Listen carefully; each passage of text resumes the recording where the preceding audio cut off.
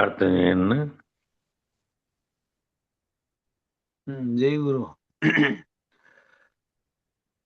ఓం గురుర్బ్రహ్మ గురుర్విష్ణు గురుర్దేవో మహేశ్వర గురు సాక్షాత్ పరబ్రహ్మ తస్మై శ్రీ గురవే నమః. గురవే సర్వలోకానాం భిషజే భవరోగిణాం నిధయే సర్వ విద్యానాం శ్రీ దక్షిణామూర్తయే నమః. బృహద్వాసిష్ట సిద్ధాంతం పూర్ణబోధోపదేశిక వెంకటేశ్వర యోగీంద్రం సద్గురుభ్యో నమో నమః. ఆత్మానాత్మాతీతమనిశం కేవలాత్మోపదేశిక వేముల రామయార్య యోగీంద్రం సద్గురుభ్యో నమో నమః. క్షరాక్షరమతీతం చాచల పూర్ణోపదేశిక పూర్ణానంద పుల్లయార్య సద్గురుభ్యో నమో నమః. అస్మద్గురు సమారంభం కృష్ణ సాందీప మధ్యమాం ఓంకార పీఠ పర్యంతం వందే గురు పరంపరం. జై గురు. పద్యనారాయణ దాస్ పాట. పరమ పద బయలెరుగవలెనన్నా ఎరిగిన ఎరుక గురునకిచ్చి గురుతు విడుచన్నా. మరపు దెరపుల నెరిగే ఎరుకను నిరతమును సుషుప్తి జాగ్రత్త జరుగు స్వప్నము తుర్యమందున తిరుగుతును నీ ఎరుక లేనిదే. పరమ పద బయలెరుగవలెనన్నా ఎరిగిన ఎరుక గురునకిచ్చి గురుతు విడుచన్నా.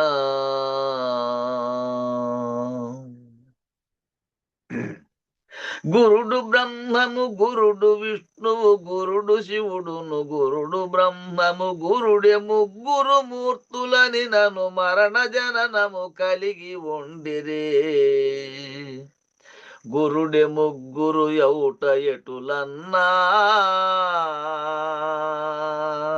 గుర్తించి తెలియా గురుడు బ్రహ్మము గురుతు లేదన్నా. గురువైతే నిజమో ఎరుక మరపులు లేకయుండన్నా. పరలోకయికము కోరకుండును కొరత లేదన్నా.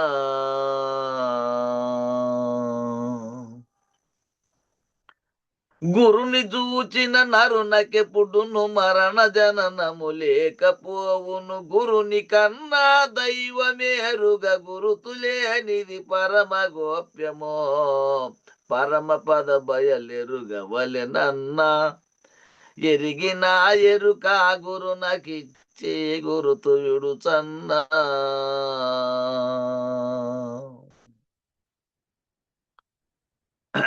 వేద శాస్త్ర పురాణ గాథలు కాదు యవని వాద తర్కము బాధలుంచిన మూల ప్రకృతి భేద జాలము నందు మానవులు ఆది మాయలు జిక్కినారన్నా. శోధించి దేహ మొదలు లేకనుయున్నవారన్నా. ఛేదించి తన్నో నెదుటన చెల్లముగాంచలేరన్నా. వధించి ఎరుకను పాదు దీశడు గురుడు నిజమన్నా.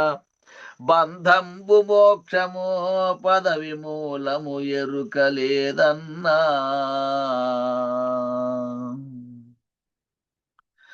ఎందు చూచిన ఉంది పూర్ణము నీదు మీదను క్రింద మధ్యను ముందు వెనుకను నీవు లేనిది అందు ఇందనకుండ ఉండిన. పరమ పద బయలెరుగవలెనన్నా ఎరిగిన ఎరుక గురునకిచ్చి గురుతు విడుచన్నా.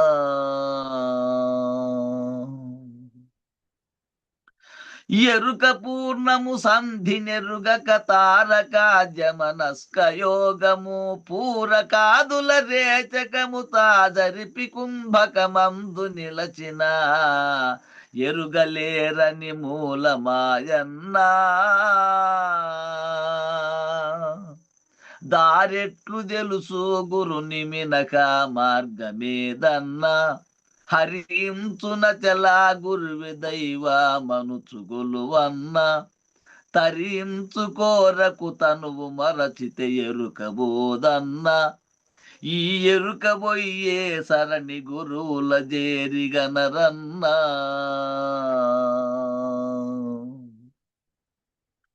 ఎరుక మూలము ఏడ చూచిన నరయ స్వప్నము చందమాయను, గురువరేణ్యుల కరుణ వడసిన వారు నిజముగా లేని వారని పరమ పద బయలెరుగవలెనన్నా. ఎరిగిన ఎరుక గురునకిచ్చే గురుతు విడుచన్నా.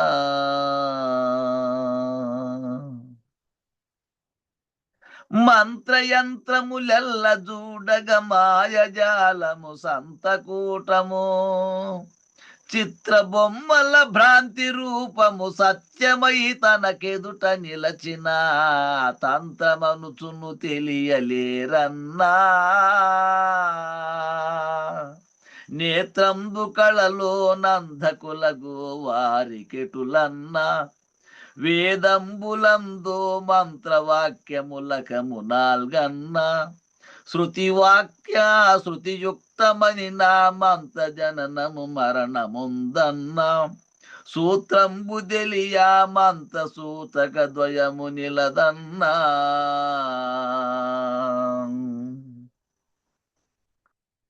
యంత్రమంత్రములణిమ సిద్ధులు చిత్రమౌనివి చింతయేలను, భద్రమైనది నేను నీవను పలుకురహితము పరమ గోప్యమో పరమ పద బయలెరుగవలెనన్నా. ఎరిగిన ఎరుక గురునకిచ్చి గురుతు విడుచన్నా.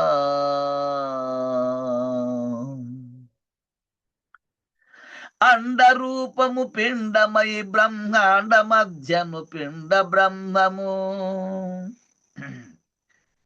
రెండుగాకను ఏకమై తానుండు ప్రణవము ఎండమావుల చందముండుట ఎరుగలేరన్నా. ముయ్యేటి మీదను గండి కావల ప్రజ్ఞ నిలదన్నా, రెండైన నఖము గూడి చలనము సత్తు చూడన్నా. ఈ రెండు లేనిది మూడు నాల్గుల ముందు నెరుగన్నా, మూడైదులందు షోడశాక్షరి లీల లేదన్నా.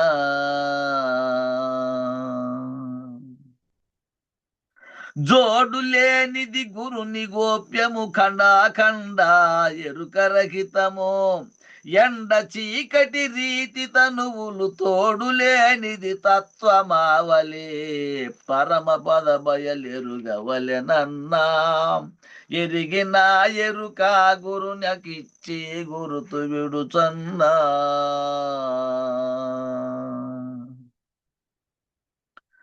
ఉండి లేనిది ఊహపోకల సంధియంబుల చేసి కల్పనాలందు నిందున ఎండు దూరక ఎందుబోయెను ఎరుకలేదిక, వదలి నిశ్చల గురుని గొలువన్నా. శబ్దంబులేని శుద్ధమైనది సాక్షిగాదన్నా, దగ్ధంబుయవును బంధమోక్షము సూటికనుమన్నా. మృదువాక్య సంధి మూడు నాల్గుల మార్గమెరుగన్నా, పూర్ణమెరుగన్నా. అర్థంబు తెలియా పదము రహితము పరమ పదమన్నా.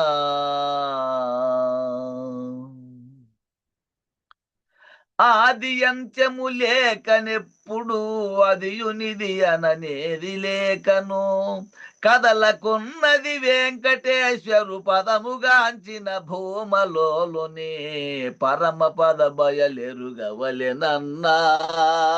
ఎరిగిన ఎరుక గురునకిచ్చి గురుతు విడుచన్నా.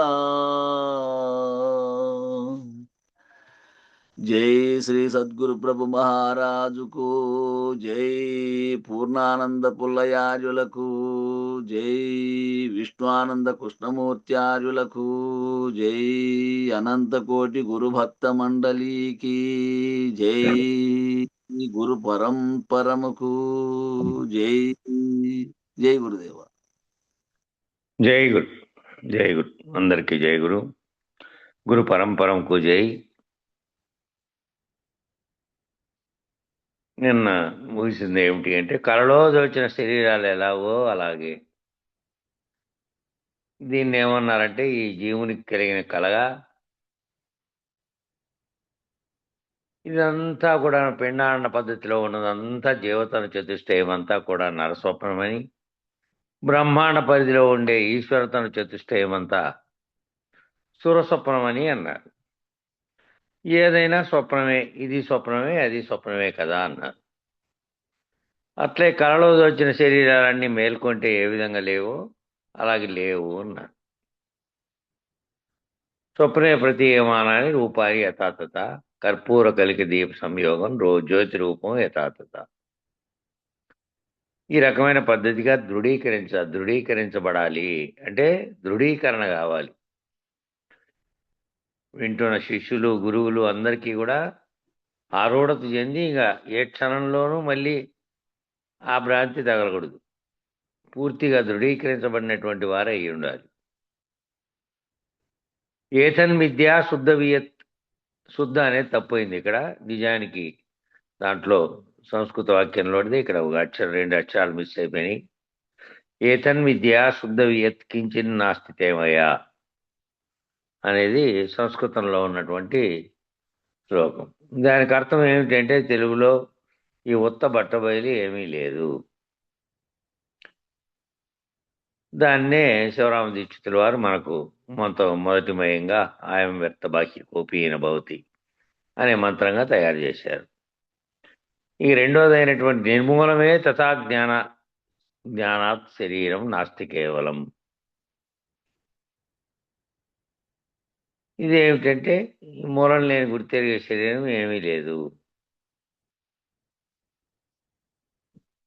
కేవల స్థితి అందు ఏ జ్ఞానము లేదు. ఆ కేవల స్థితిలో ఉంటే అక్కడ ఏ జ్ఞానము లేదు, కేవలం బయలు మాత్రమే ఉంది.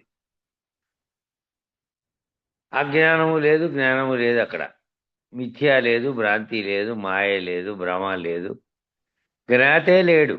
జ్ఞాత అంటే తెలుసుకుంటున్నవాడే లేడు. తెలుసుకునే తెలివి, తెలుసుకునే ఎరుక అనేది కూడా లేదు. కాలమే లేదు, అక్కడ కాలం కూడా లేదు. అలా బట్టబయలు నిర్ణయమైన తర్వాత, బట్టబయలు నిర్ణయమై అక్కడ నిలకడ చెందిన తర్వాత ఏమున్నది? తాను లేడు, లేక ఉన్నాడు. లేడంటే ఏమిటి? తానని భావించే తనలో ఏ ఎరుకైతే సర్వమును గుర్తెరుగుతోందో దాన్ని గురుమూర్తి కరుణ చేత రహితం చెందాడు. రహితపరుచుకున్నటువంటి వాడై స్థూల శరీరం ఉన్నప్పటికీ సూక్ష్మ శరీర స్థితిలో ఉన్నటువంటి నేనని పలుకుతున్నది తాను లేనిది. లేని ఎరుకలో వస్తున్నటువంటి కలలాంటి దాంట్లో నేనున్నట్టుగా భ్రాంతి చెందాను, నిజానికి లేనే లేదు అని తెలుసుకున్నటువంటి స్థితి. కాలము లేదు, జ్ఞాత లేడు, మాయా లేదు, భ్రాంతి లేదు, ఏమీ లేనటువంటి స్థితిలో నిలకడ చెంది తాను లేకనే తానే లేక ఉన్నాడంటే లేనెరుక పద్ధతిలో ఉన్నట్టుగా తోచబడుతున్నాడు, నిజానికి లేడు. ఈ స్థూల శరీరం ఉన్నప్పటికీ దాంట్లో గుర్తెరిగేవాడైనటువంటి వాడు గురుకృప చేత తాను లేక ఉన్నటువంటి స్థితి, లేనెరుక స్థితిని గుర్తెరిగి దాంట్లో ఉన్నాడు. అశరీరి అయ్యాడు. నాహం, నిరీహం. నాహం అంటే నేనే లేడు, నేను అనే అహం లేదు. నాహం అంటే నేననే అహం లేదు.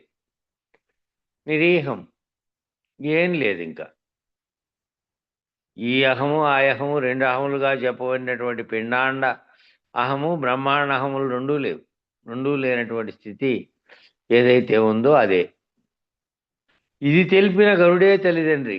ఇది ఎవరైతే తెలిపారో నీకు, ఇది తెలిపి నిన్ను ఈ దశలే గనక దాటిస్తే ఈ జన్మ కర్మల ముడి నుండి దాటించి నిన్ను ఆ స్థితిలో లేనెరుక స్థితిలో నీకు తెలియజేసి ఎవరు దాటించారో ఆ గురువే తల్లిదండ్రి ఆయనే. ఈ బట్టబయలును దర్శింపజేసినటువంటి ఎరుక నుంచి విడిపించినటువంటి ఆ ఎవరైతే ఈ బట్టబయలు నిన్ను దర్శింపజేసి ఈ ఎరుక అనేటువంటి గుర్తెరిగే ఎరుక అనే శరీరం ఏమీ లేదు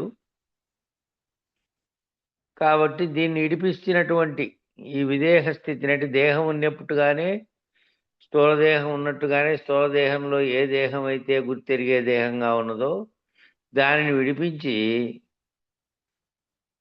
నీకు విదేహముక్తిని ప్రసాదించినటువంటి పొందింపజేసినటువంటి దేశకేంద్రుడు ఎవరైతే ఉన్నాడో ఆయనే గురువుని నీకు, ఆయనే తల్లిదండ్రి నీకు అని చెప్తున్నారు అక్కడ. ఆ కందార్థం అయిపోయింది. 57వ చెప్పన్నా.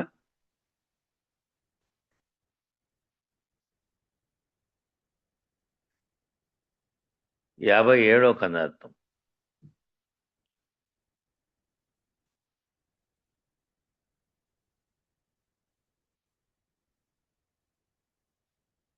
ఏం మర్చిపోయినారా? వినపడుతుందా? మీట్ లేకుండా చెప్తానులే. Write forward. అయ్యో, పరిణామొకటి దక్కని తరమైన ప్రపంచమెల్లా తగదెలియుము నీవెరుకేనని మది లోపల ఎరుకే పరిపూర్ణమెరిగేదెరుక నెరిగేది ఇంకొకటి లేది నెరిగేది ఎరుక పుట్టువు మూల మెరుగా నీది ఎరుకే ఎరుకే దాబుట్టి నాదెరుగా పోయితే లేందం చెరుక నెరిగేది ఇంకొకటి లేది నెరిగేది. జై గురు. ఓ శిష్యుడా, పరిపూర్ణ పరబాహ్యం ఒకటి దక్క ప్రపంచం అంతయు ఎరుకేనని ఎరుక ఏనని మనసులో ఎరుగుము, మనసులో గుర్తుపెట్టుకోమంటున్నాడు. ఏమని? పరిపూర్ణం అనే దాన్ని ఏదైతే నీకు తెలియజేశారో ఆ పరిపూర్ణం తప్ప మిగిలిన ప్రపంచం అంతా ఏ రకంగా గుర్తెరగని నువ్వు, నీ కంటి ముందున్నది, నీకు తెలియబడుతున్నది, నువ్వు చూడబడుతున్నది సర్వము ఎరుకేనని మనసులో ఎరుగు. ఈ ఎరుకే పరిపూర్ణ మెరుగునదియు ఇదే. ఈ ఎరుక అంటే ఏంది? నీలో ఉన్నటువంటి తెలివే ఎరుక. నీలో దేన్ని సర్వమును గుర్తెరుగుతోందో ఆ గుర్తెరిగే జ్ఞానం ఏదైతే ఉన్నదో అదే ఎరుక. కాబట్టి ఈ పరిపూర్ణ మెరుగునదియు అదే. ఎరుకను తనను తాను ఎరుగునది కూడా అదే. తనను తాను ఎరుగుతోంది, తనకంటే అన్యంగా ఉన్నటువంటిది ఎప్పటికీ ఎప్పటికీ శాశ్వతంగా ఉన్నది ఎరుకేనని, తానే నిజానికి లేనిదని ఆ రెండిటి తనను పరిపూర్ణాన్ని రెండిటి ఎరుగుతున్నది ఎరుకే. ఈ రెండిటి ఎరుగుటకు ఇంకొకటి లేదు సుమా, వేరొకటి లేదు సుమా అంటున్నాడు. ఈ రెండిటి ఎరిగేకి మళ్ళీ ఇంకొకటి ఏదీ లేదు. ఇదే దీన్ని ఎరుగుతోంది, తనను ఎరుగుతోంది, దాన్ని ఎరుగుతోంది. ఎరిగి ఏమనుకుంటోంది? అది ఎప్పటికీ అప్పటికీ ఉంది, అది శాశ్వత పరిణామ వికారములు లేకుండా అది మాత్రమే మూలం లేని, అందులో మూలం లేని గుర్తెరిగే ఎరుకకు స్థానమే లేనటువంటి స్థితిలో అది ఉన్నది. అది ములుగుచ్చ సందు లేకుండా ఉన్నది. అది అందులో ఇంకో దానికి అవకాశమే లేదు అనేది కూడా ఏది గుర్తెరిగిందంటే ఈ గుర్తెరిగే ఎరుకే గుర్తెరిగింది. ఈ రెండింటిని ఎరగడానికి ఇంకోటి ఏదో ఉన్నది అంటే ఏదీ లేదు. ఇంకా ఉన్నది ఇదే. ఇదే గుర్తెరుగుతోంది, ఇదే తనను తాను గుర్తెరుగుతోంది, ఇదే సర్వమును గుర్తెరుగుతోంది. పరిపూర్ణంగా ఏదైతే ఉందో దాన్ని కూడా ఇదే గుర్తెరుగుతోంది. కాబట్టి ఎరుక యొక్క పుట్టుక మూలమును ఎరుగనిది నీవు ఎరుకే, ఎరుగునదియు ది అని ఉండాలడా. ఎరుగునదియు ఎరుకే. ఎరుక పుట్టుకను దాని మూలాన్ని కూడా ఎరిగేది కూడా ఎరుకే.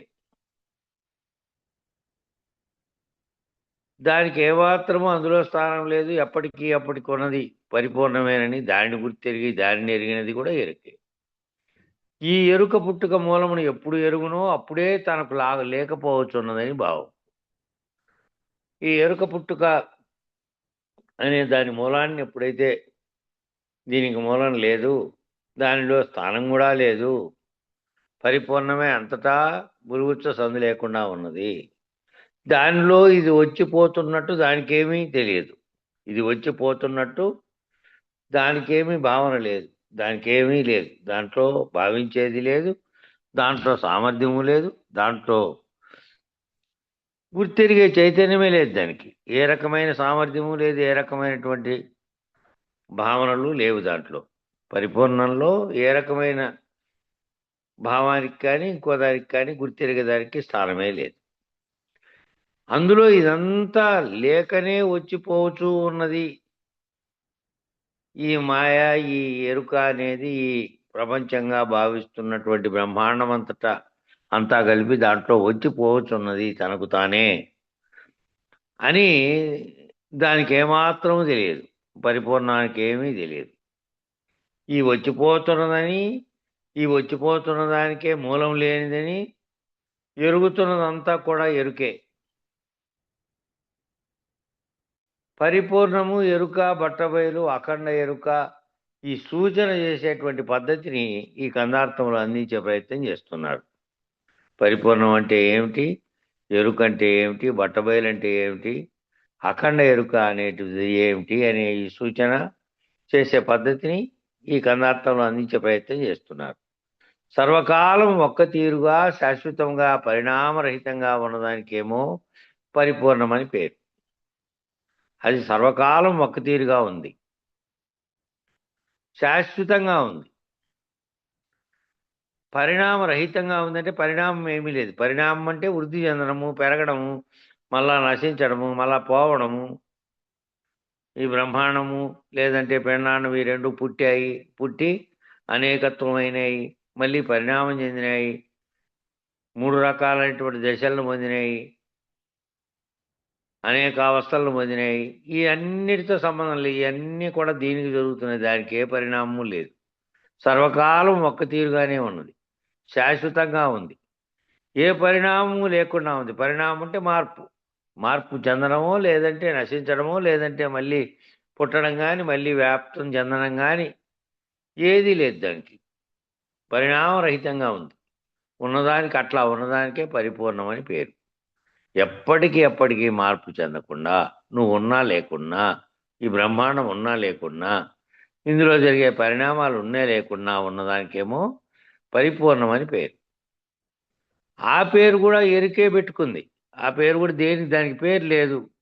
ఉత్త శూన్యం చూపించి ఇది ఏంది అని అంటే దానికి ఏం చెప్తాడు, దానికి ఏమేమి చెప్పాలి, అది ఏమని పిలవాలి, అంతవరకు పిలుచుకోవాలి కదా. ఈ పేర్లన్నీ శరీరాలకు ఎట్లా పెట్టుకున్నారు? ఈయన నారాయణ, ఆయన వెంకటేశ్వర, ఆయన ఇంకోటి, ఇది టేబుల్, అది కుర్చీ, ఇది బల్ల, అది మంచం, ఇది పరుపు అని ఈ పేర్లన్నీ తాను పిలవడానికి ఎట్లయితే పెట్టుకున్నాడో వస్తు జగత్తుకు అంతటికీ, అట్లా ఏమీ కాని దానికి, ఏమీ అనడానికి కూడా వీలు లేని దానికి కూడా ఏదో ఒక పేరు పెట్టాలి. కాబట్టి అది ఫలానాది అని అనడానికి ఆ ఫలానా అని ఎట్లా అంటాడు? ప్రతిసారి దానికి ఒక పేరు ఉంటే బాగుంటుంది అని ఆ పేరు ఏం పెట్టాడు? దానికి బయలు.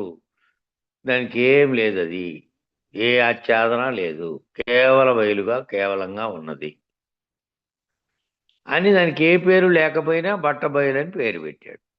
ఎందుకు పెట్టాడంటే బట్ట బయలు అని. దానికి ఏ రకంగా ఉంది? అది బట్ట బయలుగా ఉంది, అందులో ఏమీ ఇంకో దానికి లేదు. ఇంకోటని వచ్చిపోతున్న సంగతి దానికి ఏమీ తెలియదు. దాంట్లో సంగతి తెలియడానికి తెలియబడే తెలివి ఎరుక లేదు దానికి. కాబట్టి దానికి ఏ పేరు లేదు. ఏ పేరు లేకపోతే దానికి పేరు పెట్టింది కూడా ఇదే. ఈ జ్ఞానం అనే ఎరుకే దానికి, తనకు, ఇక జగత్తులో అన్నిటికీ పేర్లు పెట్టింది ఇది. ఒక ప్రత్యక్ష సాక్ష్యాన్ని మనం స్వీకరిస్తే, జల్లూరి బలరామకృష్ణయ్య గారిని 1996లో నేను ఒకసారి ఆశ్రయించాను. అంటే ఈ గ్రంథం, ఈ తాత్పర్యం దీని కన్నార్థాలకు రాసినటువంటి విద్యాసాగర్ల వారు ఆయన కలిశారట బలరామకృష్ణయ్య గారిని. బలరామకృష్ణయ్య గారంటే వారి గురువు గారి నిర్భయానంద స్వామి గారి సహచరుడుగా ఉండి ఇదంతా దీనికంతా వివరణ అనేకత్వం వీళ్ళకి తెలిపారు ఆయన. వారిని ఒకసారి ఆశ్రయించారట. వారి దర్శనం అవడం అప్పుడే వారు పెద్దల వాక్యాలను అచల సిద్ధానికి సంబంధించి మాట్లాడుతుండేవారట. ఎందుకంటే వీరి గురువు గారు ఈ అన్ని దశలు అయిపోయిన తర్వాత ఆఖరి దశలో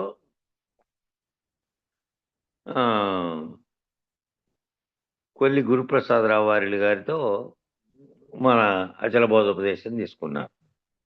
అంతకుముందే వారి దగ్గరికి పోయి వచ్చేవారట ఈ జల్లూరి బలరామకృష్ణయ్య గారి దగ్గరికి. 96లో ఒకసారి ఆయన వెళ్తే అవి వెళ్ళినప్పుడు వాళ్ళు అచల వాక్యాలు, పెద్దల వాక్యాలు, అచల సిద్ధాంతానికి సంబంధించి మాట్లాడుతూ ఉండేవారట. ఒకరోజు ఇలా చర్చకు సాగుతూ అర్ధరాత్రి 1 గంటకి ఏదో మాట్లాడుతూ అసలు ఈ బయలు ఏమిటండి, ఈ బయలు సంగతి ఏమిటో కొద్దిగా అర్థమయ్యేటట్టుగా చెప్పండి అని అడిగాడట. ఎవరు? ఇప్పుడు ఈ గ్రంథం, ఈ వ్యాఖ్యానం రాసినటువంటి విద్యాసాగర్ల వారు ఆ బలరామకృష్ణయ్య గారిని అర్థమయ్యేటట్టు చెప్పండి ఏమిటి అని అడిగాడట అర్ధరాత్రి.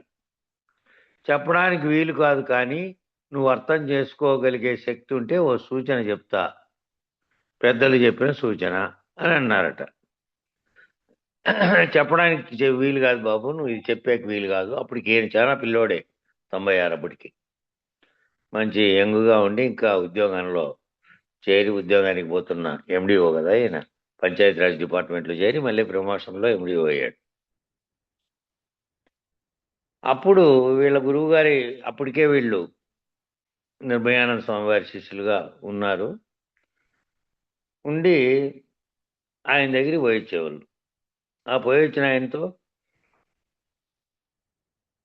బయట సంగతి చెప్పండి అంటే ఆయన అన్నమాట, చెప్పడానికి వీలు కాదు, కానీ అదేం చెప్పడానికి వీలు కాదంటే దాన్ని ఏం వర్ణించే ఏ లక్షణాలు సర్వలక్షణ విలక్షణమైనది కాబట్టి, లక్షణాలు ఏమి లేనిది కాబట్టి అది చెప్పడానికి వీలేమి కాదు. కానీ నువ్వు అర్థం చేసుకోగలిగే శక్తి కనుక నీకుంటే ఓ సూచన చెప్తాను అన్నారట. పెద్దలు చెప్పిన సూచన ఇది, ఆ సూచన పట్టుకొని నువ్వు అర్థం చేసుకోవచ్చు అని అన్నారట. అంటే అచల పరిపూర్ణ రాజయోగంలో కనబడేటువంటి దానిని చూపించి, కనబడని దానిని గురించి వివరించి, అచల పరిపూర్ణ రాజయోగంలో కనబడేటటువంటి దాన్ని, కనబడేదంతా ఎరుకే, ఆ కనబడేదాన్ని అంతా చూపించి, ఆ కనబడేటువంటి దాన్ని చూపించిన తర్వాత కనబడిన దానిని గురించి వివరించి, కనబడేదాన్నేమో నేరుగా చూపించచ్చు, ఇదిగోనైనా నీకు బ్రహ్మాండంలో కనబడుతున్న సర్వము నీతో సహా నువ్వు దేన్ని చూడగలుగుతున్నావో, దేన్ని గుర్తించగలుగుతున్నావో ఆ పరిపూర్ణం అనే బయలు తప్ప మిగిలిన అంతా ఎరుకైనా అర్థం చేసుకోమని చెప్పాడు ఇంతకుముందు పైన దాంట్లో. కాబట్టి కనబడేదాన్ని అంతటి నీకు చూపించవచ్చు, చూపించి కనబడకుండా ఉన్నటువంటి దాన్ని గురించి వివరించి, ఆ కనబడిన దాన్నేమో అది వివరించాల్సిందే, అది చూపెట్టే వీలు కాదు కాబట్టి వివరించి యథార్థం ఏదో దర్శింపజేసి, యథార్థం అనేది ఏది, ఇదిగోనైనా ఇది యథార్థం, దీనికి పరిణామ వికారములు లేవు, ఇది ఎప్పటికీ ఉంది, ఇది సృష్టి రాకముందే ఉంది, అది ఎట్లున్నది అట్లున్నదిగా ఉన్నది, అందులో రాకడ పోకడలు లేవు, ఎట్టి పరిణామ వికారములు లేవు, ఇవన్నీ జరుగుతున్నదంతా పరిణామ వికారములన్నీ నీకే. కాబట్టి నీకంటే ఏమిటికి, ఈ గుర్తెరిగే ఎరుకకే అని దర్శింపజేసి నిన్ను లేకుండా చేసే పద్ధతి. నువ్వే ఎప్పటికీ లేవు, ఉన్నట్టుగా తోచబడి దీనితో తాదాత్మ్యం చెంది ఉన్నాననుకొని ఆ లేనిదాన్నే నిజం అనుకొని ఆ ఉన్నదాన్ని అప్పటికీ ఉన్నదాన్ని గుర్తిరగలేక నువ్వు ఈ విధంగా భ్రాంతి చెందుతున్నావు అని వివరించి నిన్ను లేకుండా చేసే పద్ధతి అచల పరిపూర్ణ రాజయోగ పద్ధతి. అందులో మొదటి పని ఏమిటంటే ముందు అందరికీ తెలిసినటువంటి సామాన్యమైన దాన్ని స్వీకరిస్తారు. దాంట్లో ఏమిటి అంటే అందరికీ తెలిసినటువంటి మామూలుగా తెలిసినటువంటి సామాన్యమైనటువంటి దాన్ని స్వీకరిస్తారు మొదటి పని. అంటే ఏం చెప్పారయ్యా అంటే ఇప్పుడు మనం ఎక్కడ కూర్చున్నాము అన్నారు. ఇంటి లోపల కూర్చున్నాం. ఇంటిలో లోపల కూర్చున్నాం. అదిగో అక్కడ కనబడుతోంది కదా దాన్ని ఏమంటారు అన్నాడు. ఈ ఇంటికి బయట అన్నా. అదేనయ్యా బయలంటే అన్నారు. బయలు అంటే దానికి ఏమి ఆవరణ లేదు. మనం కూర్చున్నదేమో ఇంట్లో ఆవరణ అనే దాంట్లో కూర్చున్నాం. దీనికి ఆవరణ 4 పక్కల ఆవరణ ఉంది. దీంట్లో ఒక చోట కూర్చున్నాం. దీనికి ఆకారం ఉంది. దానికి ఏ ఆకారము లేదు. దానికి ఏమన్నా ఆవరణ ఉందా? లేదు. బయటికి చూస్తే ఏది ఖాళీగా ఉందో అదంతా బయలే. ఈ బ్రహ్మాండ బ్రహ్మాండములు ఏర్పడకముందు ఏ ఖాళీ మొత్తం అంతటా ఆవరించి ఉన్నదో అది అట్లే ఉంది. అందులో ఈ వచ్చిపోతున్నది వస్తోంది పోతోంది. సృష్టి జరిగినప్పుడు వస్తోంది పోతోంది. ఇదంతా నువ్వుండి భావింపు చేస్తున్నావు. నిజానికి ఉన్నది అదొక్కటే అని ఆ బయటికి చూడనైనా ఆ బయట ఉన్న అదేనయ్యా బయలంటే అని ఉన్నారు. వారికి సూచన చేసిన గురువు గారు ఎవరు? బలరామ బలరామయ్య గారికి, కృష్ణయ్య గారికి వారికి సూచన చేసినటువంటి గురువు గారు బయలంటే ఏమిటంటే ఇలా చెప్పారు. వాళ్ళకు సూచన చేసిన గురువు గారు చెప్పారట. ఈ ఇల్లు అనేది ఒక ఆవరణ. ఈ ఆవరణ ఎందులో ఉంది అంటే ఆ బయలు అనే స్థితిలోనే ఈ ఇల్లు అనే ఆవరణ కూడా వచ్చింది. మరి పచ్చిక బయలని, పొలాలని, బయలని, ఇలా బీడు భూములని రకరకాలైన పేర్లతో పిలుస్తూ ఉంటారు కదా ఈ బయలును. ఇదంతా ఆవరణలతో కూడుకొని ఉంది. ఆవరణతో కూడుకొని ఆవరణలో మళ్ళా అనేకమైన ఆకారాలు పొందినటువంటి స్థితిగతులు పొందినటువంటివన్నీ ఉన్నాయి. ఇందులో ఆవరణలు ఉన్నాయి, బిల్డింగ్లు ఉన్నాయి, ఇంకా పచ్చిక పొలాలు, బయలు ఇవన్నీ వచ్చినాయి. దీంట్లో ఖాళీగా ఉన్నటువంటి బయలులోనే ఇవి వచ్చిపోతూ ఉన్నాయి. రకరకాలైన పేర్లతో పిలుస్తూ ఉంటారు. బయలంటే ఏమిటి? విశాలమైన ప్రదేశం అని అర్థం. ఆ సూచనను అనుసరించి నువ్వు తెలుసుకో నాయనా, తెలుసుకుంటే తెలిసిపోతుంది అన్నారు యోగిరామ్ జల్లూరి బలరామకృష్ణయ్య గారు. వారు ఆ పేరు పెట్టడానికి కారణం ఏమిటి అంటే వారికి సహజంగా సోహం ధ్యానం ఉండేది. ప్రయత్నం లేకుండా స్వామి నిర్భయానందుల వారిని తమలో ఐక్యం చేసుకున్నారు. సశరీరి అయి ఉండగానే వారి చైతన్యాన్ని వారిలో విలీనం చేసుకున్నారు. అలా విలీనం చేసుకోవడం ద్వారా వారికి అశరీర స్థితి సశరీరిగా ఉండగానే లభించింది. ఆ బలరామకృష్ణయ్య గారు కూడా ఒకానొక గురువు వంటి వారు ఈయనకు, ఎవరికి? నిర్భయానంద స్వామికి. వారు చూపించిన మార్గం వల్లనే ఈయన అంతకాలము తాను అన్ని రకాలుగా అన్వేషించి ద్వైతాద్వైత పద్ధతులు అన్నిట్లోకి పోయి మళ్ళీ ఆఖరిలో ఆ గురుప్రసాదరావు వారిలు గారి చెంతకు చేరి వారి దగ్గర ఉపదేశం పొంది, ఇక పొందంగానే అంతకుముందువన్నీ నీకు తెలుసు కదా నాయన, ఇదిగో ఈ కందార్థాల బుక్ చదువుకో అని అన్నారట ఆఖరిలో ఆయన. ఇంక అప్పటికే ఆయన మంచంలో ఉన్నారు ఇక ఆఖరి స్థితిలో. ఇక అంతకుముందు అన్నీ అంటే ఈ సాంఖ్యతారక విచారణలన్నింటిలోనూ నువ్వు అద్వైతంలో కూడా తెలుసుకొని ఉంటావు అన్నిటినీ.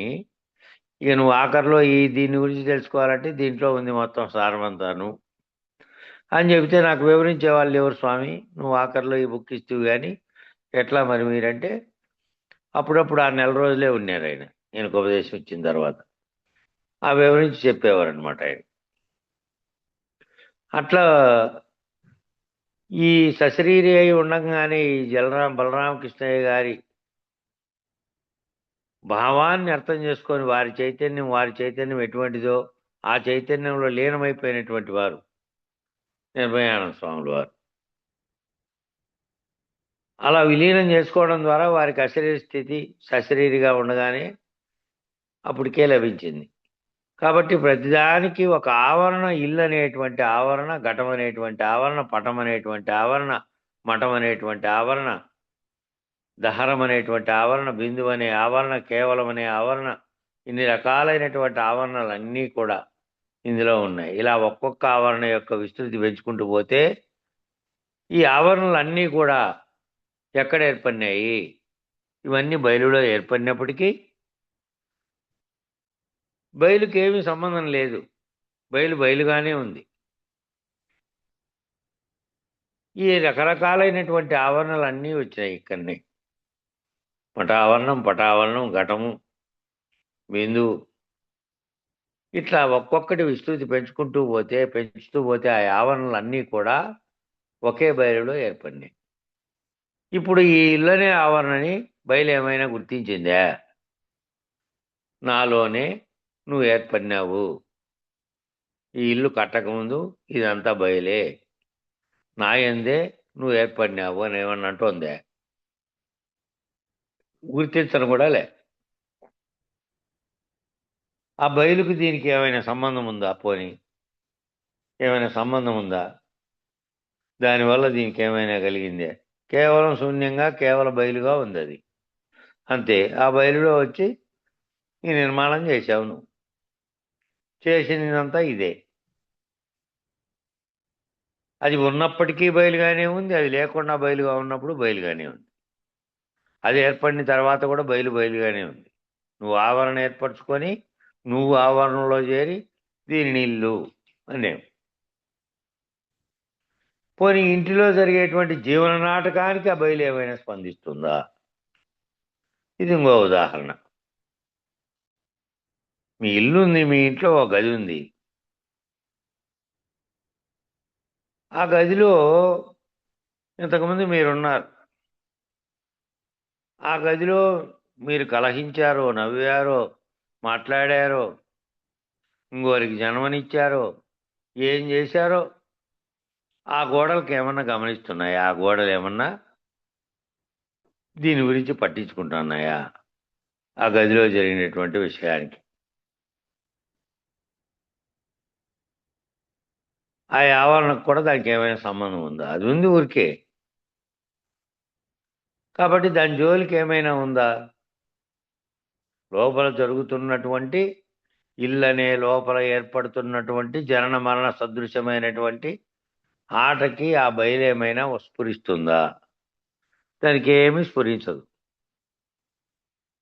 ఆ బయలు అనే దాంట్లోనే ఆ రూమ్, ఆ గది అనే దాంట్లో నువ్వు పుట్టావు, పెరిగావు, నీకు వివాహమైంది, నువ్వు మళ్ళీ పిల్లల్ని కన్నావు అందులోని, మళ్ళీ వాళ్ళు పెరిగి పెద్దయ్యారు.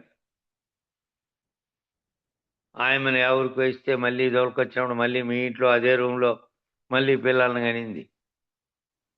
ఈ జననము జరుగుతున్న మరణము అనేదంతా ఆ ఆవరణలో జరుగుతూ ఉంటే ఆ గోడలు ఏమన్నా పట్టించుకున్నాయా? కాబట్టి ఈ ఆటకి, ఈ జరుగుతున్నటువంటి ఆట ఆవరణ లోపల జరుగుతున్నటువంటి ఏర్పడుతున్నటువంటి జనన మరణ సదృశమైనటువంటి ఆటకి ఆ బయలు ఏమైనా స్పందిస్తుందా? ఏ స్పందన లేదు. పోనీ దీని జోలి ఏమైనా దానికి ఏమైనా ఉందా? దీని జోలి కూడా లేదు దానికి. పోనీ దాని ఆధారంగా ఇది ఉంది అని చెప్పడానికి ఏమైనా సూత్రం కనపడుతోందే? ఇదంతా జరగడానికి అది ఆధారంగా ఉందని కానీ ఏ సూత్రం ద్వారా అయినా కనపడుతోందా? ఏమీ లేదు. దాని మీద ఇది నిలబడ్డట్టు కనపడుతోంది. ఆ బయలు లోపల ఒక భూమి అనేది ఉంటే ఆడ ఆవరణగా కనబడినట్టు కనపడుతుంది. దాని కింద పైన కూడా ఆవరణ లేనటువంటి బయలే ఉంది. ఆ భూమి మీదే కాదు, భూమి నుంచి పైకే చూస్తున్నాం ఎప్పుడు మనం. పైన చూసి పైనంతా బయలుగా ఉంది. పైన సూర్యచంద్రాది నక్షత్రాదులన్నీ ఉన్నాయి. ఇంకా పైకి పోతే దాన్ని దాటినటువంటి నక్షత్ర మండలం, ఇంకా పైకి పోతే దాన్ని దాటిన అంతరిక్షం, ఇంకా పైకి పోతే కృష్ణబిలాలు, ఇన్ని రకాలుగా పైకి చూస్తున్నాం. కింద కూడా అదే ఉంది. కింద శూన్యమే ఉంది. భూమి ఒక బంతి వేలాడదీస్తే ఇంట్లో, ఓ పెద్ద ఊపరపుడ్డ వేలాడదీస్తే ఎట్లా వేలాడుతూ ఉందో అట్లా భూమి కూడా వేలాడుతూ ఉంది, దాని కింద కూడా శూన్యమే ఉంది. కాబట్టి దేని మీద ఆధారపడి దానికి ఏమైనా ఉందా, ఆ బయలుకి ఏమైనా ఉందా, ఇవన్నీ ఆధారపడి ఇవన్నీ ఉన్నాయి దీంట్లోనే అని, దానికి ఉంది ఇట్లా ఉంది అని చెప్పడానికి కూడా ఏమన్నా ఉందా, దాని మీద ఇది నిలబడినట్టు కనపడుతుంది. కానీ ఓ రకంగా చూస్తే ఈ సమన్వయం సరిపోయినట్టు కనపడుతోంది. కానీ యథాతథంగా అలా కాదు.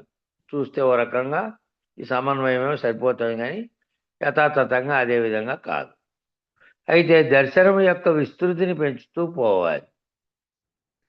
ఇలా ప్రారంభించి సాధారణంగా అందరూ ఎవరు ఏమంటారంటే, ఎవరైనా మహానుభావులు కనపడగానే అయ్యా మా ఇంటికి దయచేయండి, మా గృహాన్ని పావనం చేయండి అంటుంటారు.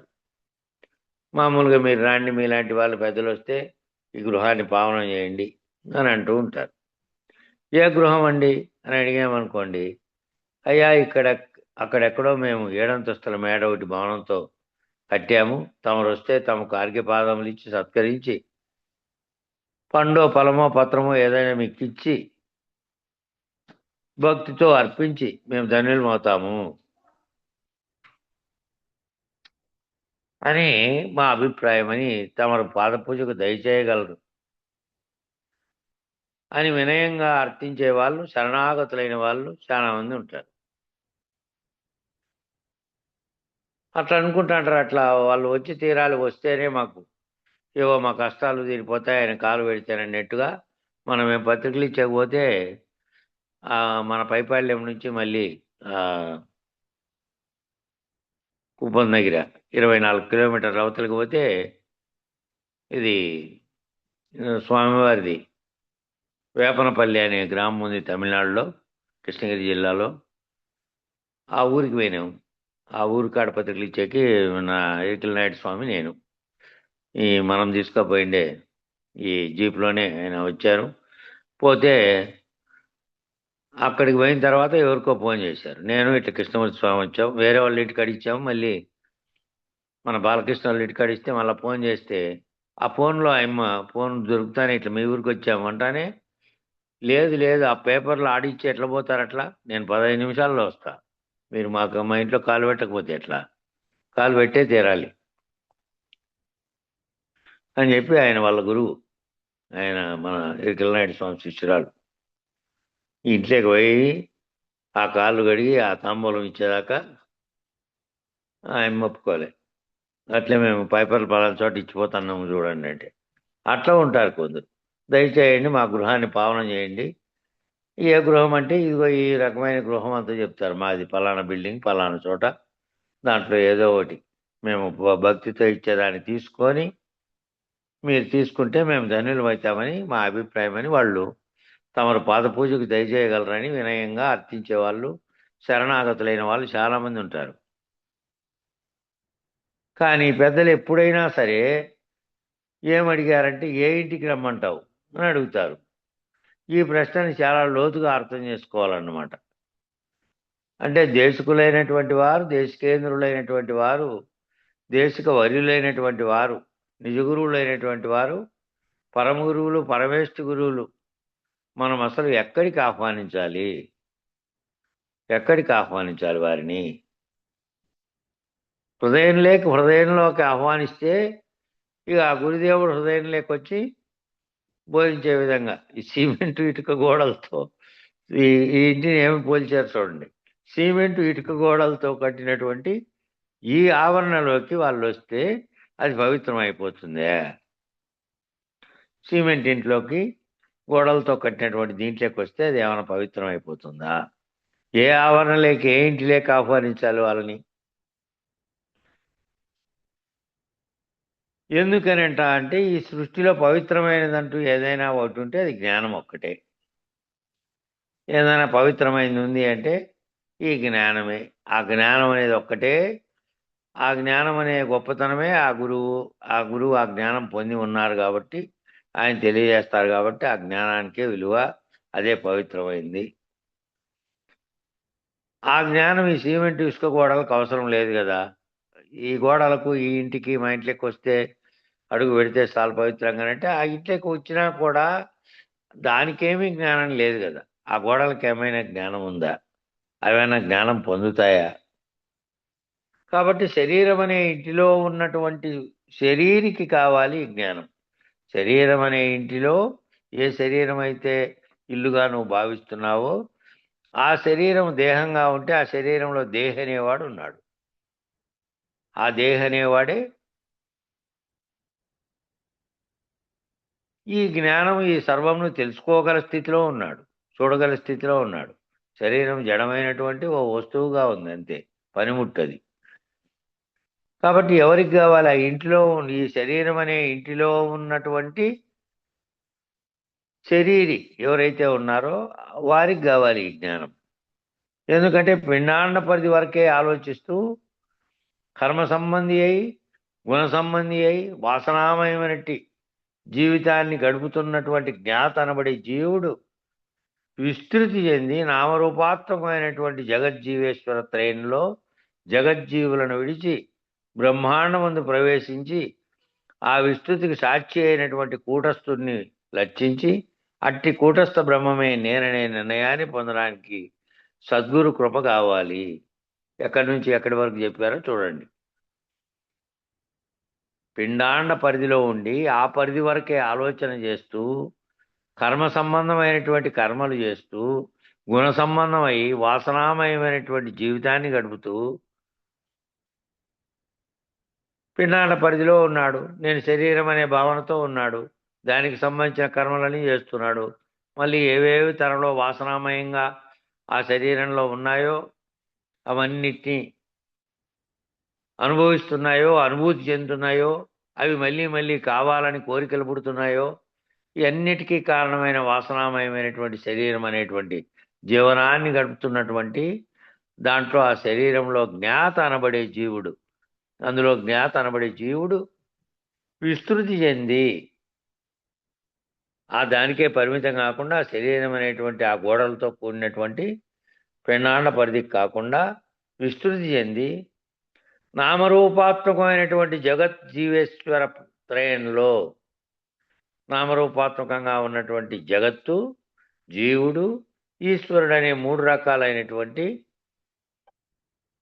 ఈ మూడిట్లో జగత్తును జీవుడిని విడచి జీవుడనేటువంటి నేను అనబడుతున్నటువంటి శరీరం అని నేను శరీరాన్ని అనే భావనను విడిచి మళ్ళీ ఏం చూడమంటున్నాడు? ఈశ్వరుడు అనేటువంటి నేను జీవుడు జగత్ అనేటువంటి కంటికి కనబడుతున్నటువంటి ప్రకృతితో కూడినటువంటి జగత్తును జీవుడిని రెండింటిని వదిలి ఈశ్వరుడు అనేటువంటి దాన్ని పట్టుకొని జగజ్జీవులను విడిచిన తర్వాత ఏముంది? ఇంకా బ్రహ్మాండ కర్త అయినటువంటి ఈశ్వరుడు ఉన్నాడు. ఆ బ్రహ్మాండమునందు ప్రవేశించి ఆ విస్తృతికి సాక్షి అయినటువంటి కూటస్థుని రక్షించి ఈ విస్తృతి పొందడానికి అనేకత్వం పొందడానికి ఈ జీవుడుగా ఈశ్వరుడుగా మళ్ళీ అనేక జీవులుగా పొందకుండా ముందు పొందకంటే ముందు ఉన్నటువంటి ఏ కూటస్థుడైనటువంటి బ్రహ్మమై ఉన్నాడో అట్టి కూటస్థ బ్రహ్మము ఇక్కడి నుంచి లక్షించి జీవుడు జగత్తు అనేది వదిలేసి ఈ నామరూపాత్మక శరీర భావన వదిలేసి తనలో ఏదైతే ఏ జ్ఞాత అయితే సర్వము తెలుసుకునేటువంటి ఉన్నాడో వాడే సర్వము తెలుసుకుంటున్నటువంటి ఈశ్వరుడుగా ఉన్నటువంటి అఖండ ఎరుకగా ఉన్నటువంటి సాక్షిగా ఉన్నటువంటి ఆ కూటస్థుని లక్షించి అట్టి కూటస్థ బ్రహ్మం ఎవరో కాదు నేననే నిర్ణయానికి పొందాలంటే ఆ నిర్ణయం దాకా పోవాలి. అంటే ఆ నిర్ణయం దాకా పోవడానికి కూడా సద్గురు కృప కావాలి. లేదంటే తాను కంటితో కనపడే దానితో తాయత్వం చెందుతున్నాడు. ప్రపంచం ఎదురుగా కనపడుతోంది, కళ్ళు ఎదురుగా, దాంట్లో నివసిస్తున్నాడు, దాంట్లో వ్యవహారం చేస్తున్నాడు, దాంట్లో శరీరం అనే దాంతో అనుభవాలు తెచ్చుకుంటున్నాడు. ఆ అనుభవాల్లో మంచివి, ఆనందం కలిగించేటివి, దుఃఖాన్ని కలిగించేటివి సర్వము దాంట్లో ఉన్నాయి. ఆ పొందినటువంటి అనుభూతి అది దుఃఖం కానీ ఆనందం కానీ అది ఏమైంది? వాసనామయంగా శరీరంలో ఉండిపోతుంది. దాంట్లో ఉండి వ్యవహరిస్తున్నటువంటి వానికి అది కాదు నాయన, నువ్వు దాంట్లో ఏ జ్ఞాత అయితే ఉన్నాడో ఈ సర్వమును అనుభవిస్తున్నాడో వాడు ఆ స్థితికి రావడానికి అంతకు ముందు ఉన్నటువంటి పూర్వ స్థితిలో అఖండ ఎరుకగా ఉన్నటువంటి ఆ కూటస్థ బ్రహ్మం అనేటువంటి అదే తాను, అదే నేను అని తెలుసుకోవడానికి కూడా సద్గురు కృప కావాలి.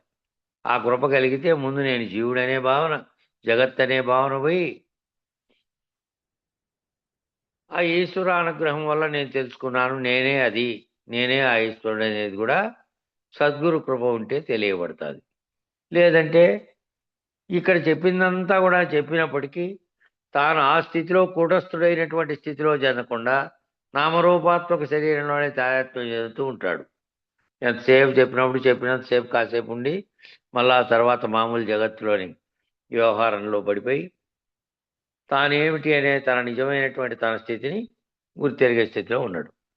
దీనికి సద్గురు కృప, ఈశ్వర కృప కావాలి, అనుగ్రహం కావాలి. తత్వదర్శనం కొరకు ఈశ్వరానుగ్రహం కావాలి అంటున్నాడు. తత్వదర్శన పద్ధతిలో దీన్ని చూడాలంటే నీకు ఆ అనుగ్రహం కావాలి. అటువంటి గురువు నీకు దాన్ని దర్శింపజేయగల గురువు కూడా కావాలి. నామరూపాలైనటువంటి లేనివి ఉన్నట్టుగా కనబడుతున్నాయి. నామరూపాలుగా ఉండేటివేమో ఆ లేనివే ఉన్నట్టు కనపడుతూ ఉన్నాయి. ఆ ఉదాహరణ చూసామనుకో, ఆ ఉన్నది ఎప్పటికీ ఉన్నటువంటి బయలుందనుకోండి, అదేమైనా కనపడుతోంది ఆ కంటికంటే దానికి రూపం లేదు, అది ఉన్నానని ఉనికి లేదు, అది చెప్పదు, అది దాంతో భావన చెందదు అది. కాబట్టి ఉదాహరణ చూస్తే ఇప్పుడు ఇల్లు బయలు ఉందనుకోండి, ఈ ఇల్లు కనపడుతోంది, ఆవరణతో కూడి ఉంది ఇది. ఆ బయలుకి పేరెవరు పెట్టారు? ఈ ఇంటికి ఎవరు పేరు పెట్టాడు? ఈ ఇల్లు కట్టుకున్నవాడే పెట్టాడు. దీనికి ఇల్లు అని, అది బయలని. ఈ ఆవరణ సహితుడైన వాడేమో ఆవరణ రహితానికి బయలని పేరు పెట్టాడు. ఆవరణ రహితమైపోతే, ఈ ఆవరణ లేకుండా అయిపోతే ఎప్పటికీ ఏదిగా ఉందో అది బయలుగా ఉన్నది, అందులో ఏమీ లేదు, ఉత్త బట్టబయలుగా ఉన్నది అని దానికి పేరు పెట్టినోడు కూడా వీడే. అంతేగాని బయలు ఏది కూడదా, తనకు పలానా పేరు అని అదేం చెప్పలే. అసలు తన ఉనికిని తానే అది ఎప్పటికీ గుర్తించలే. దానికి ఉనికే లేదు. ఉనికి ఉన్నది, ఉనికి గుర్తించింది అంటే ఉనికి గుర్తించినది, ఉనికిని చూపినది, ఈ పేర్లు పెట్టినది సర్వం కూడా గుర్తెరిగే ఎరుకే. అది ఎప్పుడూ కూడా తనకు పలానా పేరని చెప్పలే. అది నిశ్శబ్ద బ్రహ్మము, శబ్దం కానిది అది, శబ్దం లేనటువంటి బ్రహ్మం. శబ్దం కూడిందనుకో, మళ్ళీ ఈ ప్రపంచం సృష్టికి కారణమైనటువంటి ప్రణవంతో కూడి ఓంకారమై, ఆ ఓంకారమే తన్మాత్రలు గుణాలతో కలిపి ఈ మాయారూపమైనటువంటి సర్వజగత్తును మళ్ళా నిర్మించి అనేకత్వాన్ని పొందిన స్థితిలోకి వచ్చింది. కాబట్టి అది స్థితి రాకముందు ఏమిటిగా ఉంది? అది నిశ్శబ్ద బ్రహ్మంగా ఉంది. అది ప్రణవాతీతమైనటువంటిది, అందులో ప్రణవం లేదు. ప్రణవం అంటే ఓంకారమైనటువంటి నాదం ఏదైతే మొదట కలిగిందో ఆ నాదం కూడా లేదు. మౌన వ్యాఖ్యతో కూడుకున్నటువంటిది, మౌనంతో కూడుకున్నటువంటిది. అది అది ఇట్లుందని చెప్పడానికి కూడా లేదు. ఆ నిశ్శబ్ద బ్రహ్మం ఎటువంటిగా ఉందంటే మౌన వ్యాఖ్యతో కూడుకున్నది. సనక సనందనాదులు దక్షిణామూర్తి వద్దకు పోతే ఆయన చేసినటువంటి సూచన ఏంటంటే ఏమీ లేదు, అంతా ఒట్టిదిగా కనపడుతున్నటువంటి దృశ్యం ఏమీ లేదు, అంతా ఉన్నత బట్టబయలైనటువంటిది. మౌనంతో, శబ్దంతో కాదు. శబ్దం వచ్చింది అంటే శబ్దంతోనే ఆకాశము, శబ్దంతోనే ఆ లక్షణాలతో వచ్చినటువంటి మిగిలినవన్నీ వచ్చినాయి. ప్రణవమే లేదు, అది ప్రణవాతీత స్థితిలో ఉన్నటువంటి స్థితిలో ఉంది. అది మౌన వ్యాఖ్యతో కూడుకున్నటువంటిది వ్యాఖ్యానం చెప్పాడు ఆయన. బట్ అట్టి నిశ్శబ్ద బ్రహ్మము నాదోపాసనతో తెలియాలంటే నాదము యొక్క లయస్థానం తెలియాలి. నాదం ఎక్కడ పుట్టింది? నాదం అనేది ఓంకారంతో కలిసి పుట్టింది. ఆ ఓంకారం అనేది నాదంగా మారకముందు ప్రణవంగా ఉంది. ప్రణవం అంటే శబ్దముతో కూడనటువంటి ఓం అనేటువంటి శబ్దరహితమైనటువంటి ప్రణవం. అది శబ్దంతో కూడిన తర్వాత, నాదంతో కూడిన తర్వాత ఓం అనేటువంటి శబ్దంగా రూపొందింది. బిందువుతో కలిసి అకార ఉకార మకారములు అనే వాటికి బిందువు కలిస్తే ప్రణవంతో కూడినటువంటి శబ్దంతో కూడినటువంటిది వచ్చింది. అప్పుడేమో ఇంకా ప్రణవాతీతంగా ఉన్నది. ఆ నిశ్శబ్ద బ్రహ్మంగా ఉన్నది. నాదోపాసన అంటే నాదం యొక్క లయస్థానము తెలియాలి. ఎక్కడి నుంచి శబ్దం పుట్టిందో అక్కడ లయమైపోవాలి. లేక బిందువును ఆశ్రయించి చేసే ఉపాసనల ద్వారా అయితే ఏ బిందు ఆకాశం నుంచి బిందు ఉత్పన్నమైందో తెలియాలి. లేక కైవల్య పద్ధతిగా కనుక ప్రయత్నం చేసేటువంటి వాళ్ళైతే సహజ నిర్వికల్ప సమాధి నిష్ఠ చేత తెలుసుకుందామనేటువంటి వారు ఎవరైతే ఉన్నారో సహజ నిర్వికల్ప సమాధి నిష్ఠ. సమాధి నిష్ఠ అంటే సమాధి స్థితిలో ఉండి ఏమిటి గుర్తెరగని స్థితిలో స్తంభించినటువంటి స్థితిలో ఉండడం. నిర్వికల్పం అంటే సంకల్పములు లేనటువంటి సమాధి నిష్ఠ. సంకల్పములు కలుగుతున్నాయంటే ఎరుకకే కలుగుతున్నాయి. ఎరుక రహితమైపోయినటువంటి స్థితిలో ఏ సంకల్పము లేనటువంటి స్థితిలో సహజమైపోయి అందులో ఇంక మళ్ళీ ఏ ఆవరణలు ఇవన్నీ కనపడకూడదు. అదంతా లేనటువంటి స్థితిని ఎవరైతే తెలుసుకుందామనేటువంటి వారైతే ఉన్నారో ఆ కేవలపు టెరుకను పోగొట్టుకోవడం ఎట్లాగో తెలిసిన వాళ్ళై ఉండాలి. ఎట్లా పోగొట్టుకోవాలంటే అట్లా ఎవరైతే పోగొట్టగలరో అట్లాంటి దేశకేంద్రులు ఎవరైనా గురువు ఉన్నారా అని తెలుసుకొని అటువంటి గురువుని ఆశ్రయించిన వాళ్ళైతే వాళ్ళ ప్రయత్నం కూడా ఇట్లా ఉంటే పోగొట్టుకోగలరు. ఆయనంతకు పోగొట్టుకోవాలంటే వాళ్ళ ప్రయత్నం లేకుండా వాళ్ళు అట్లా మార్గంలో ఒక్కొక్క మెట్టు ఎక్కిపోకుండా ఎక్కడ ఉన్న వాళ్ళు అక్కడ ఉంటే ఎట్లా పోగొడతాడు ఆయన? దేశకేంద్రుడైనటువంటి గురువు అయినా ఈ పోగొట్టుకోవడం ఎట్లాగో తెలిసిన వాళ్ళై ఉండి వాళ్ళ పట్టుకొని ఓ తీగ అందిస్తే ఆ తీగను పట్టుకొని ఎగబాకేటట్టు ఉండగలిగితే ఆ గురుమూర్తి కూడా పోగొట్టుకునేది ఎట్లాగో కేవలం టెరుకను ఉన్నది అప్పటికి ఏ విధంగా ఉన్నదో ఇది పోతే ఈ భావన పోతే అది అప్పటికి ఎట్లుందో ఈ లేనెరుక అనే కళలో నుంచి నువ్వు వ్యవహరిస్తున్నది ఎట్లుందో అట్లా తాను తన గురుమూర్తి చేత ఏ విధంగా రహితమయ్యాడో అదే పద్ధతిలో నేను రహితం చేయగలను. ఇలా ప్రతి చోట ఎక్కడెక్కడ ఏదో ఒక ఆవరణ ఏర్పడుతూ దానికి అవతల బయలుగా ఉన్నది. ఆవరణలన్నీ తొలగిపోతే ఈ ఆవరణ అనేది జీవుడనే శరీరం ఆవరణ కాడ మొదలు పెడితే శరీరం అనే ఆవరణలో జీవుడనేటువంటి ఆత్మస్వరూపుడై ఉన్నటువంటి వాడు ఉన్నాడు. దాంట్లో నుంచి బయటికి పోతే ఈ జీవుడుగా లేనటువంటి బ్రహ్మాండం అంతా నిండి ఉన్న బ్రహ్మాండంగా ఉన్నాడు. ఆ బ్రహ్మాండం లేకుండా పోతే ఆ బ్రహ్మాండానికి కారణ వస్తువుగా ఉన్నటువంటి కేవలం టెరుగ్గా ఉన్నటువంటి స్థితిలోకి మళ్ళీ ఒక్కొక్కటి ఆవరణలు దాటుకొని ఈ జగత్ అనే ఆవరణ కూడా లేకుండా పోతే బ్రహ్మాండం అనే ఆవరణ కూడా లేకుండా పోతే దీనికి కారణమైనటువంటి బ్రహ్మం అనే ఆవరణ కూడా లేకుండా పోతే అవతల బయలుగా ఉన్నది ఏదుందో అదే ఉంది. మరి అట్టి బయలును ఇట్టిదని తెలియజెప్పేవాడే నిజ గురువు. మరి అట్టి బయలుని ఏ విధంగా చెప్పాలి? ఆ బయలు దానికి ఏమైనా దీనికి ఉన్నట్టు లక్షణాలు ఏమైనా ఉన్నాయో చెప్పడానికి లేదు. దీనిని ఈ ఎరుకను గుర్తెరగడానికి అన్ని చూపెట్టి ఉదాహరణలు చెప్పి ఆధ్యారోప అపవాదముల చేత దీనంతటిని వివరించగలగవచ్చు. దానిని వివరించడానికి దానికి ఇట్టిదని చెప్పడానికి వీల్లేదు. కాబట్టి ఇదంతా పోతే ఈ తెలియబడుతున్న దానికి కారణమైనదంతా ఒక్కడొక్కటిగా లేనిదని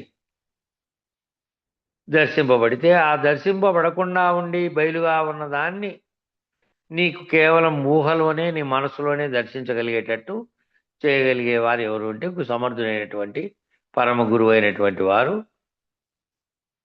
ఆ పరమును తెలిపేటువంటి పరమ గురువు అయినటువంటి వారు బయలును దృఢీకరించి ఉన్నది ఉన్నట్లుగా నీకు మనసులో ఊహింపజేసేటువంటి, మనసులోనే కంటితో చూడగలిగేది కాదు అది, మనసులో దృఢీకరించి ఉన్నది ఉన్నట్టుగా దర్శింపజేయగలిగినటువంటి పరమగురువు అయి ఉండి అఖండ ఎరుకను విడిపించేవాడు. అఖండ ఎరుకను, ఈ అఖండ ఎరుకగా ఉన్నది ఇదే నేనని భావిస్తోంది, తానని భావిస్తోంది, బ్రహ్మాండంగా భావిస్తోంది, బ్రహ్మం అని భావిస్తున్నది కూడా ఇదే. ఈ అఖండ ఎరుకను విడిపించిన వాడెవడో అట్లాంటి వినిపించేవాడే పరమేష్ఠి గురువు. పరమ గురువు అతనే పరమేష్ఠి గురువు, అతనే పరమేశ్వరుడు, అతనే పరమేష్ఠి గురువు. ఇక్కడ ఈ పేర దగ్గరికి నిలబెడదాం. రేపు వాచ్యార్థాలు అత్యార్థాలుగా అభావ స్థితి లేకుండా చేసే పద్ధతి అనే పేర దగ్గర నుంచి రేపు మొదలు పెడదాం. మంగళం క్లుప్తంగా చెప్పండి, అవతల క్లాసులోకి పోతాం కాబట్టి మేము మామూలుగా చాలాసేపు సుదీర్ఘంగా చెప్పొద్దండి. సరే, మంగళం చెప్పండి. మంగళం మంగళం బో శ్రీ పుల్లయాజులకు మంగళంబు, సర్వము శుభము కోరే సద్భక్త జనులకు మంగళంబో. మంగళం శ్రీ గురుదేవాయ మహనీయ గుణాత్మనే, సర్వలోక శరణ్యాయ సాధురూపాయ మంగళం.